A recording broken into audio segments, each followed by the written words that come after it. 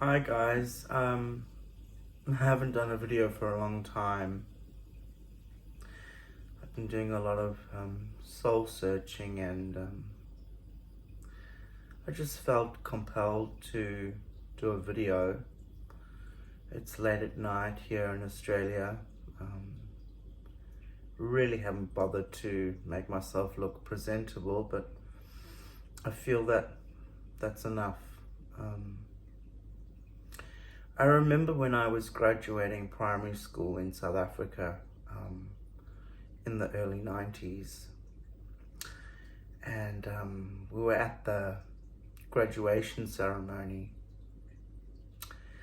and everyone was going to get some kind of an award or a prefect kind of achievement, and I was born sensitive, and I'm not going to put a label on that because I don't feel the need to right now, but I was overwhelmed with mentalizing and emotionalizing and physicalizing myself in a world that I really didn't have the opportunity to understand and might never fully understand, and that's okay with me.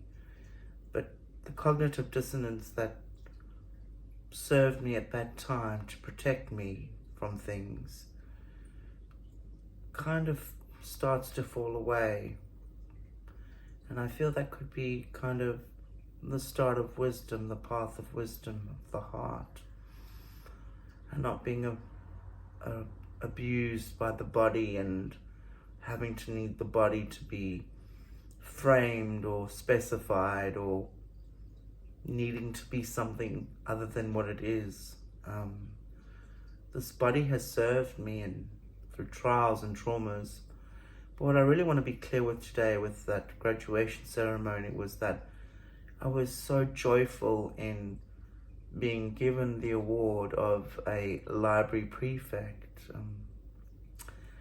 And some foolish child in my class said, well, they have to give that to the losers who aren't good at anything. And that crushed my spirit for a moment.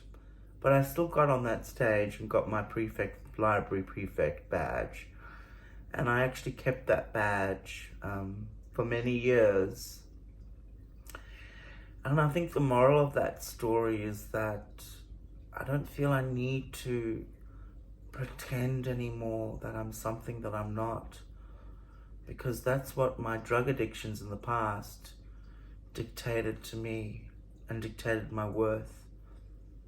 My worth was based on some person's opinion that was baseless.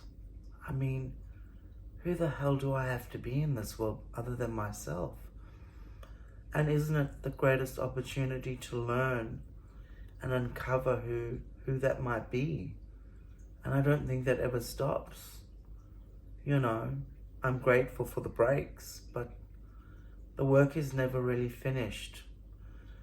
It doesn't need to finish. It's the process that's important, and that those words can be taken out of context. And for me, it's a deep gratitude for the past pain, because it just taught me a lot about myself and who I really wasn't, and having to carry other people's words and beliefs and opinions. And I'm not here to have an agenda, and if I ever do, I really hope that people pull me up on that. But there's such a grace in a humility in building my esteem and leaving something behind in this world. It's such a beautiful, diverse world. But the polarization that I experienced, it wasn't healthy. It was never healthy. It was never me. It was the opinions of people that I fell for. And I don't blame them, because to blame them would be to externalize who I am. And I don't think that's relevant. The world changes and then it doesn't change, and it feels like a really pushing and pulling time here on earth. And the greatest thing I can share is that I am who I am, and I don't feel that being a librarian's prefect or whatever defines me. It was just amazing to be part of something bigger than me that took my ego not away, but took a back seat and allowed me to find myself. And if there's one little agenda that I have, is that if I can help one other soul out there help themselves become who they truly are and true to themselves, and find warmth and courage in that warmth to stand up for themselves, even silently, walking away from things that don't serve them. I have been disillusioned by many things in my life, and I think that has needed to be a necessity to keep growing. I'm not my parents, I'm not my siblings, I'm not my religion. Those are all fragments of who I am. I'll never know who I fully am. It changes moment by moment, but if I can try and be true to myself, and a year ago when I tried to start this, I don't think I was as congruent as I feel now. I think I was more doing it for a different reason, and I just feel that everyone has a right to be here and not be pushed into things that they don't feel comfortable in, because life will bring us challenges and when we least expect it. And I think I'm living proof of some kind of resilience and kindness to myself, and I've had many sleepless nights and very dark hours, and things that I don't feel I ever deserve, but that were given to me on a plate. And I'm not doing that anymore. I don't want to allow the world to tell me who I am. And yes, we have to follow the rules. Some of those rules are important: respect for others and giving people space and time to heal and grow. Those are very fundamental needs, Maslow's hierarchy of needs of food, water, and shelter. Those are the basic necessities, But as a human being, we always want something more. And I don't feel that that's something evil or bad, but I want to question what that really is for me.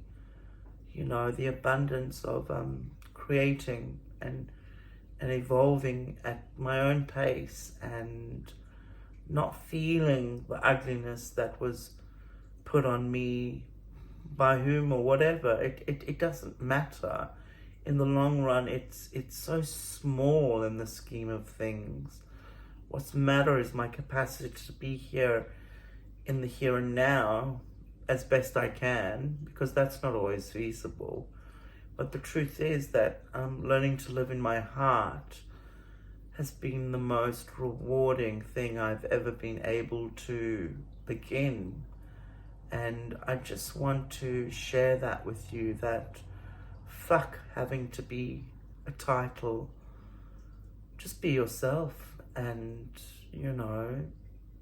what else can I say? But to that bastard who told me I wasn't enough just because I got a prefect badge, I really hope that the thousands of people that tried to pull me under, I don't care anymore. It's futile. It's a fight that I can't win, and it's not even something I want to take on anymore. But to know that to deal with the dualities of the world can be very oppressive sometimes, but never stop creating, because I stopped creating. I stopped believing in the capacity to create because I thought that was bad. false self of belief, fake confidence. And there's a deep humility and a deep grounding in that sense of self. And I think that's what I'll call this video. You know, being true to myself and having a sense of self of who I am, and moving upwards and not downwards and not all over the place. It's not healthy. And I'll never be perfect, and my face and my body will always oscillate to some degree, but my body shows me and my feelings show me the directions that I need to go. And if I can just, always take one step forward at a time and keep my eyes open and my ears open, to my truth, which will change.